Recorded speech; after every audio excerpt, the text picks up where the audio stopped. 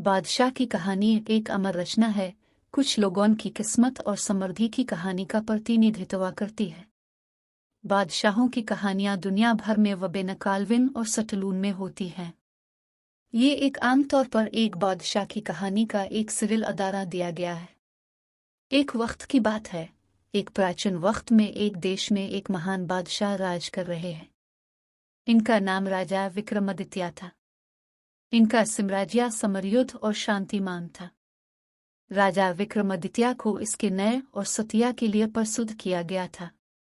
राजा विक्रमादित्य के राज्य में हर जाति और धर्म के लोग सुख शांति से रहते हैं।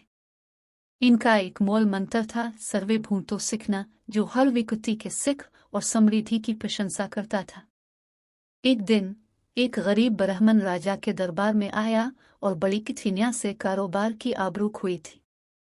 राजा ने इसकी समस्या सुनी और तुरंत इसकी मदद की। हमसे ब्राह्मण को सहायता प्रदान की और उसके व्यापार को पुनः स्थापित किया।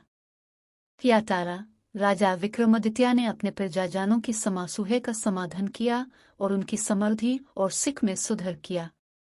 इनका प्रजा उन्हें अपने आदर्श बादशाह के रूप में याद रखती है। क्या कहानी से हमें ये सीखने को मिलता है कि एक सच्चा बादशाह अपने प्रजा की खिदमत में हकीकत रहता है और उनके समस्या का हल करता है। इनका अलिफादुश्य हमेशा अपने प्रजा के हित में होता है। कहानियों में बादशाहों के नंगे में कई प्रकार की कहानियां होती हैं। सबका संदेश ये होता है कि एक सच्चे और समझदार बादशाह अपने प्रजा के लिए समर्पित होता है और उनके सुख शांति की रक्षा करता है।